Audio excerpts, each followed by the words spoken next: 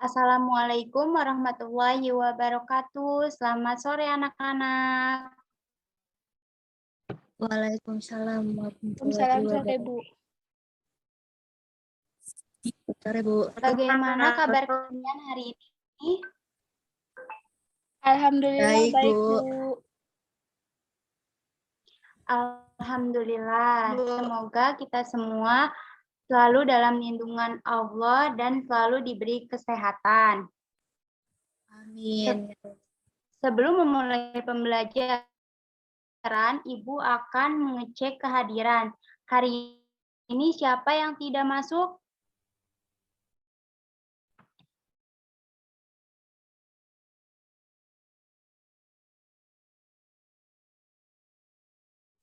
Sepertinya hadir semua, Bu.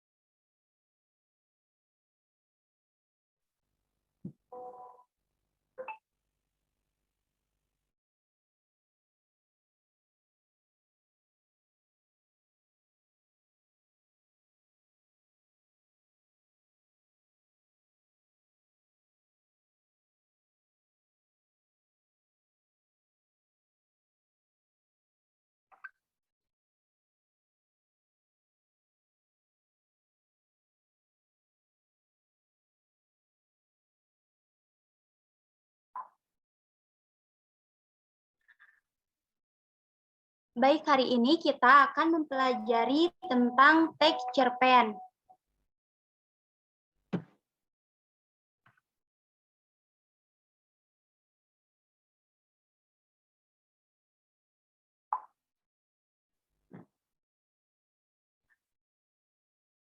Sebelumnya, materi ini pasti sudah tidak asing ya bagi kalian, karena sudah kalian pelajari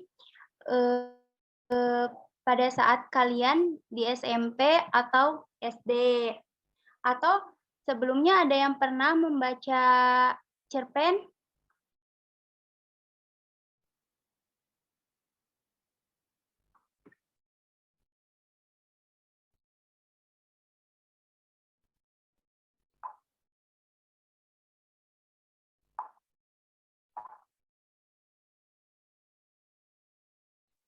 Pernah, Bu. Baik, jika kalian sudah pernah membacakan cerpen, sekarang kita mulai ke pembahasan. Ibu akan menjelaskan tentang pengertian cerpen.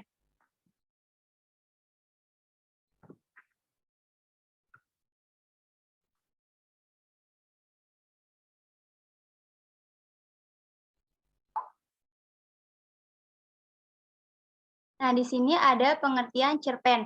Cerita pendek merupakan jenis karya sastra berbentuk prosa yang memusatkan diri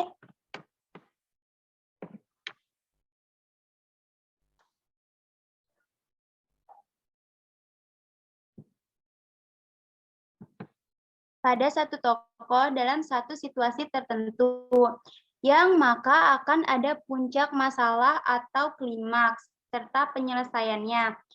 Nah, cerpen mengisahkan sepenggal kehidupan tokoh dengan masalah yang relatif sederhana dan diceritakan secara singkat. Berbeda dengan cerita lainnya, seperti membaca novel yang bisa berhari-hari, lain halnya dengan cerpen. Membaca cerpen bisa setengah hari pun selesai.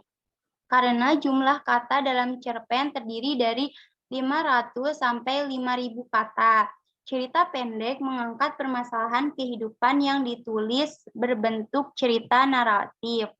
Selanjutnya,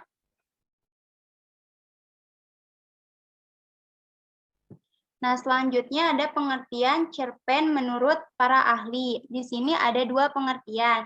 Menurut Sumarjo dan Saini, cerpen adalah cerita fiktif atau tidak betul-betul terjadi. Namun sedemikian dapat saja terjadi kapanpun serta dimanapun, di mana ceritanya relatif pendek.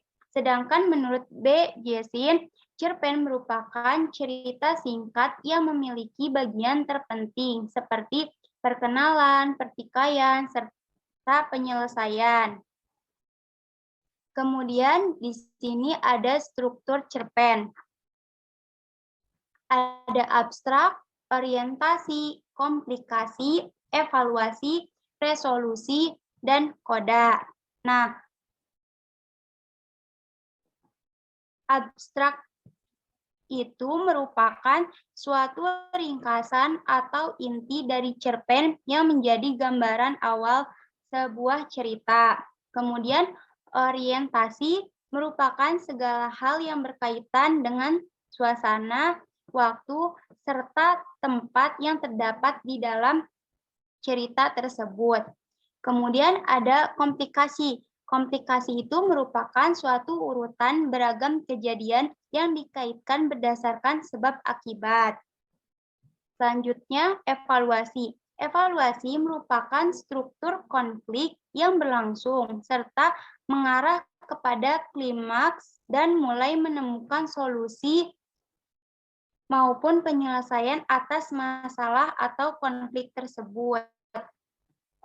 Resolusi. Resolusi adalah bagian di mana berisi keterangan solusi atau penyelesaian atas masalah yang sudah dialami oleh tokoh di dalam cerpen. Dan yang terakhir ada koda. Nah, koda ini berupa nilai moral atau pelajaran yang dapat diperoleh oleh pembaca cerpen yang menandakan akhir dari cerita. Selanjutnya ada fungsi cerpen. Nah, di sini ada beberapa fungsi cerpen. Di antaranya fungsi didaktif, fungsi estetis, fungsi moralitas, fungsi rekreatif, dan fungsi religius. Nah, fungsi didaktif itu merupakan fungsi yang bisa mendidik serta mengarahkan pembaca lewat nilai-nilai kebenaran yang ada di dalam cerpen. Fungsi estetis yaitu fungsi yang memberikan keindahan terhadap para pembacanya. Fungsi moralitas merupakan fungsi cerpen yang akan memberikan nilai moral sehingga para pembaca akan mengerti moral yang baik serta tidak baik untuk dirinya. Fungsi rekreatif yaitu fungsi yang bisa membuat para pembaca merasa gembira, senang, serta terhibur. Dan yang terakhir, fungsi religius. Fungsi ini mengandung ajaran agama serta dapat menjadi teladan untuk para pembacanya. Selanjutnya,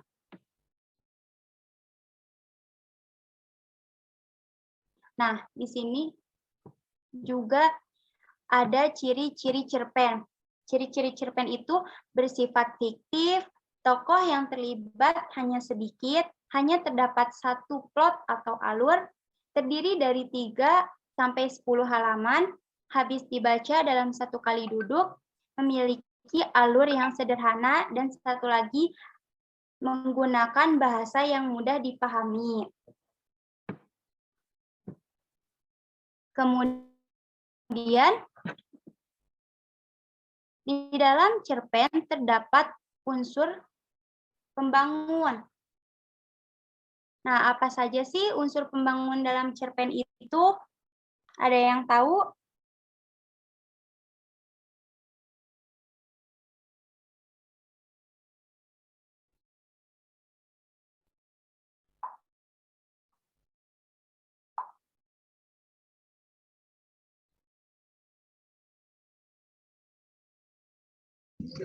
Izin menjawab, Bu.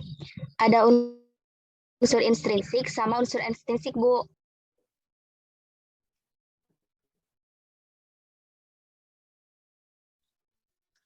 Iya, betul. Nah,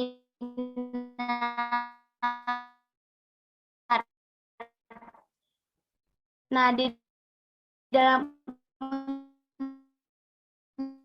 Maaf Bu, suaranya unsur delay. intrinsik itu terdapat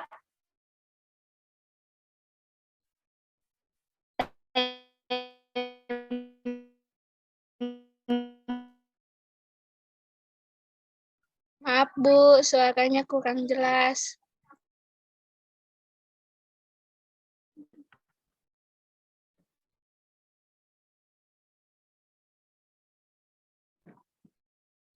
Halo, apakah suara Ibu terdengar?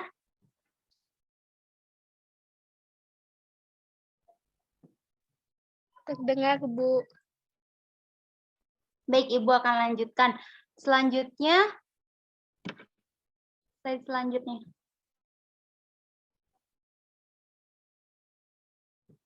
Nah, ada tema. Tema merupakan suatu gagasan pokok yang mendasari cerita. Kemudian ada penokohan. Penokohan merupakan pemberian sifat kepada tokoh yang terdapat dalam cerita. Lalu ada alur.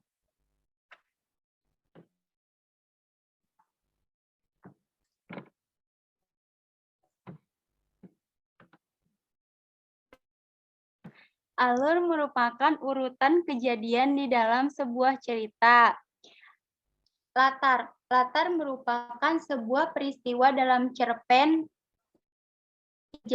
Latar biasanya mencakup latar tempat, latar waktu, dan latar suasana. Kemudian ada sudut pandang. Sudut pandang merupakan posisi pengarang dalam cerita.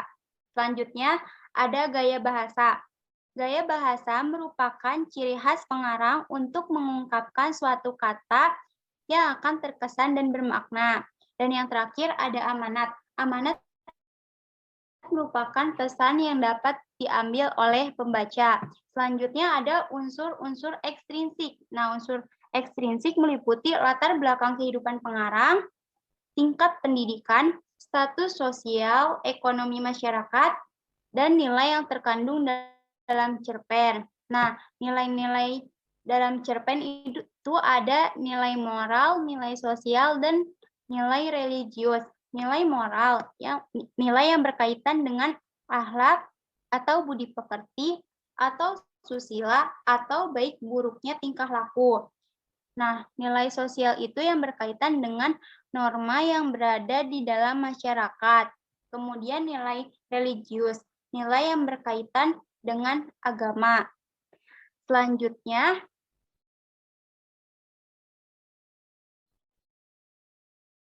Ibu mau kalian membacakan cerpen.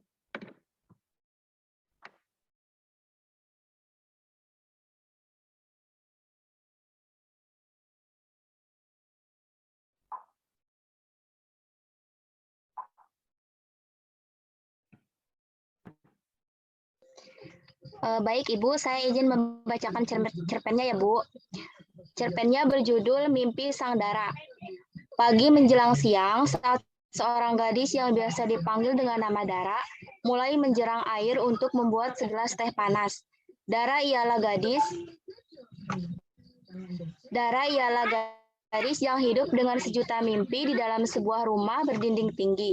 Dara merupakan gadis yang tumbuh di dalam keluarga berkecukupan, bahkan bisa dibilang sangat kaya. Namun sayangnya, Dara tidak bisa menopang tubuhnya sendiri tanpa menggunakan bantuan kursi roda, sehingga merasa diacuhkan bahkan saat berada di istana mewah tersebut.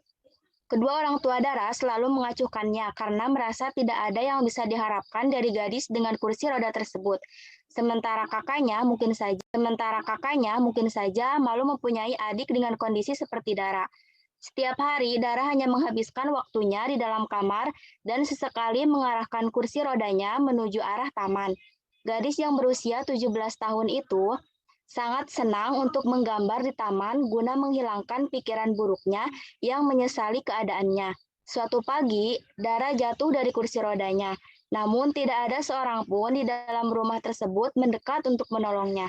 Rasa kecewanya terhadap hal tersebut membuat Dara memiliki kekuatan untuk menggerakkan kursi rodanya ke arah taman kompleks, berniat untuk menenangkan diri. Saat sedang terisak di taman, tiba-tiba Dara dihampiri oleh seorang gadis seusianya dengan kondisi yang sama. Gadis tersebut mengulurkan tangan untuk Dara dan mulai menyebutkan namanya, yaitu Hana. Mereka berdua mudah sekali akrab, mungkin karena keduanya saling mengerti kondisi masing-masing. Tiba-tiba Hana berkata, Dara, ingatlah bahwa tidak ada seorang pun di dunia ini yang terlahir sia-sia. Mungkin kita tidak bisa berdiri tegak layaknya manusia lain, tapi kita masih punya hak untuk merasakan bahagia. Cobalah untuk menerima dirimu sendiri, Dara. Lalu akhirnya gadis itu berpamitan pada Dara. Semenjak pertemuannya di taman dengan Hana, Dara mulai merenungi kata-kata yang diucapkan oleh gadis tersebut. Dara berpikir bahwa ia bisa seutuhnya menerima dirinya ketika orang di dekatnya tidak mendukungnya sama sekali. Dara mencoba mencerna perkataan dari Hana secara perlahan, meskipun seringkali ia menangis ketika teringat kenyataan bahwa ia hanyalah seorang gadis yang diacuhkan. Hal yang dipikirkan oleh Dara adalah bagaimana ia bisa mewujudkan mimpinya dengan kondisi tersebut. Mimpi Dara adalah menjadi seorang pelukis yang karyanya bisa dipajang di dalam pameran besar. Hal yang dilakukan Dara untuk memulainya adalah rajin membuat lukisan. Kesibukan tersebut juga dilakukan Dara untuk tidak memikirkan mengenai dirinya yang selalu diacuhkan dan mulai memahami perkataan Hana. Perlahan, berbagai lukisan indah dipajang dalam pameran yang diberi tema mimpi sang Dara. Mungkin sekian yang saya sampaikan, Bu, terkait teks cerpen. Baik, sudah cukup ya, Dinar.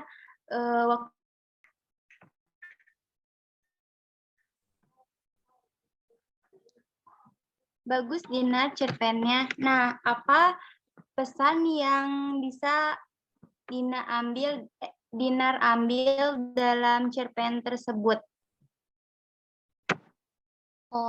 Mungkin kita itu tidak boleh putus asa meskipun kondisi kita itu serba kekurangan, karena semua impian kita itu pasti bisa tercapai. Baik, bagus ya.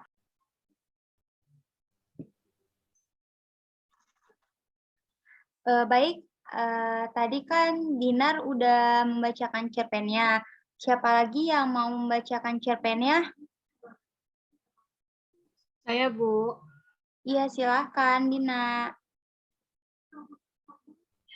Judulnya yaitu Nasi Kuning Buatan Nenek. Pada suatu hari, Ari ingin membuka usaha, tetapi Ari tidak mempunyai prestasi apapun dan pada hari itu menjadi penganggur. Tapi aku masih tetap mencari pekerjaan. Tetapi terus ditolak. Pada hari Minggu, Ari pergi ke rumah nenek untuk makan nasi kuning buatannya. Di perjalanan, Ari terus memikirkan pekerjaan apa yang harus dijalani, sehingga ia lupa waktu dan sampai kesasar. Tapi untungnya ia hafal jalan tersebut. Setelah sampainya di rumah nenek, dia langsung menemui dan meminta nasi kuning buatan nenek dengan manja. Dan di sanalah ia makan terlalu banyak sehingga 4 piring. Neneknya berkata, kalau kau terus pengangguran, kamu akan terus meminta sesuatu kepada orang lain. Lalu Ari berkata, terus saya akan membuat apa? Saya tidak mempunyai prestasi apapun, dan nenek hanya mensekolahkanku sampai SD kelas 6. Mana ada yang akan menerimaku? Lalu nenek pun membalas, jika kamu tidak diterima dimanapun, kamu bisa membuat usaha baru. Saat itu ia sudah merasa kenyang, dan di sanalah dia mempunyai ide untuk membuka usaha baru. Neneknya pun setuju saja dengan cucunya tersebut. Pada hari Senin, Ari membuka usahanya itu dibuat dengan meminjam uang dari bank. Usahanya pun sangat sukses. Bahkan usahanya tersebut dipromosikan di TV. Setelah hari itu, ia sadar bahwa walaupun pendidikan rendah, atau prestasi rendah, kita akan bisa melakukan apapun jika kita mau berusaha. Sudah, Bu? Bagus ya cerpennya. Nah, lalu apa amanat yang dapat kamu petik dari cerpen tersebut?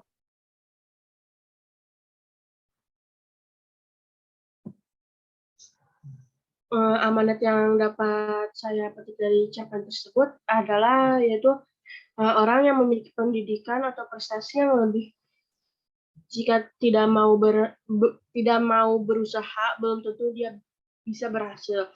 Dan walaupun kita tidak memiliki ilmu pengetahuan yang tinggi dan kita berusaha, tentu kita berhasil. Itu Bu kutipan yang dapat saya ambil.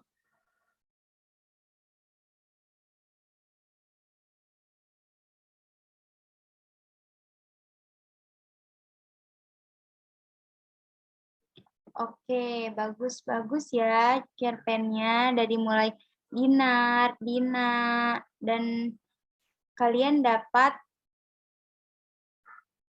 pelajaran yang bisa diambil dari cerpen tersebut. Ada yang mau membacakan cerpennya lagi?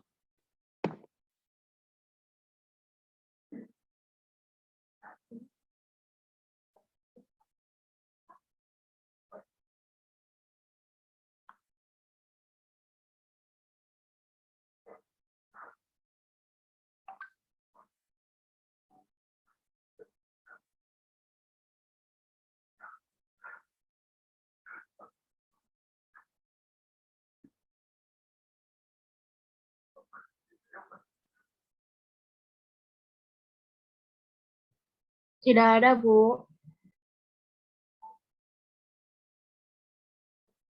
Jika tidak ada lagi yang ingin membacakan cerpennya, Ibu akhiri pembelajaran hari ini. Mohon maaf jika Ibu selalu terkendala jaringan dan ada kesalahan kata. Wassalamualaikum warahmatullahi wabarakatuh. Waalaikumsalam warahmatullahi wabarakatuh. Baik, silakan ya, kalian boleh keluar.